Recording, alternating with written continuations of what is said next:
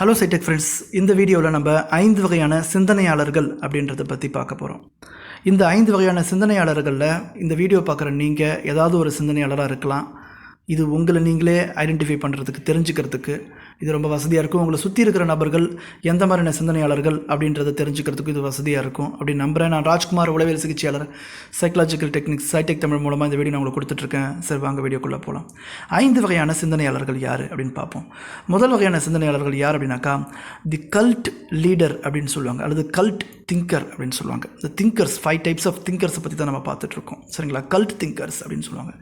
Cult thinkers அப்படின்னா யார் அப்படின்னாக்கா, இவங்க நடைமுறையில் என்ன விதமான விஷயங்கள், அல்லது கல்ச்சுரலாக அல்லது ரிலீஜியஸாக என்ன விதமான விஷயங்கள் ஃபாலோ பண்ணிகிட்டு இருக்கோமோ, ஊரில், தன்னுடைய சமயத்தில், தன்னுடைய குடும்பத்தில் இதுக்கு முன்னாடி என்ன விதமான ரிச்சுவல்ஸ் ஃபாலோ பண்ணிகிட்ருக்கோமோ அதுதான் உண்மை அப்படின்னு சொல்லக்கூடிய நபர்களாக இருப்பாங்க.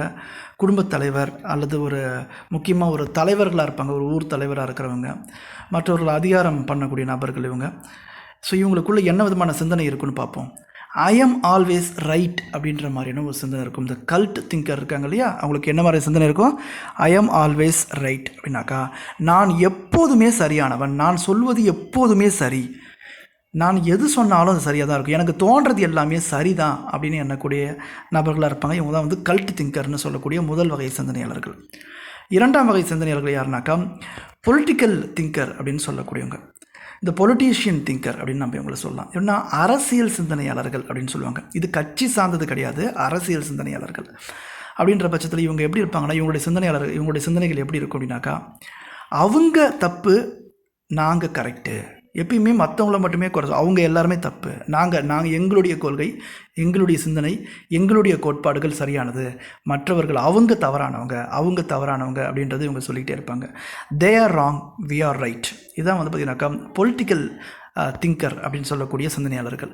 இந்த சிந்தனை கூட உங்களுக்கு இருக்கலாம். இப்போ மூணாவது விஷயம் பார்ப்போம். என்ன அப்படின்னாக்கா, கான்ட்ராரியன் அப்படின்னு சொல்லக்கூடிய சிந்தனையாளர்கள், கான்ட்ராரியன் திங்கர் அப்படின்னு சொல்லுவாங்க. முரண்பட்ட சிந்தனையாளர்கள் அப்படின்னு நம்ம இவங்களை சொல்லலாம். இவங்க மூன்றாம் வகையான சிந்தனையாளர்கள். இவங்களுடைய சிந்தனைகள் எப்படி இருக்குனாக்கா, யூ ஆர் ஆல் ராங் அப்படின்னு இருக்கும். நீங்கள் எல்லாருமே தவறானவங்க,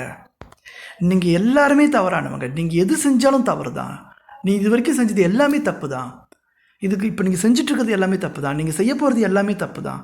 ஸோ நீங்கள் எல்லாருமே தவறானவங்க, சுற்றி இருக்கிற எல்லாருமே தவறுன்னு எல்லாத்துலேயுமே தவறை கண்டுபிடிச்சி அதை சொல்லி காட்டிக்கிட்டே, அதை குத்தி காட்டிக்கிட்டே, ஒரு சில நபர்களை மட்டும் தவறுன்னு சொல்ல மாட்டாங்க, அனைத்து நபர்களுமே தவறானவங்க அப்படின்னு சொல்லக்கூடிய நபர்கள் தான் இந்த கான்ட்ராரியன் திங்கர்னு சொல்லக்கூடியவங்க. இப்போ நாலாவது வகை திங்கர் பற்றி பார்ப்போம்.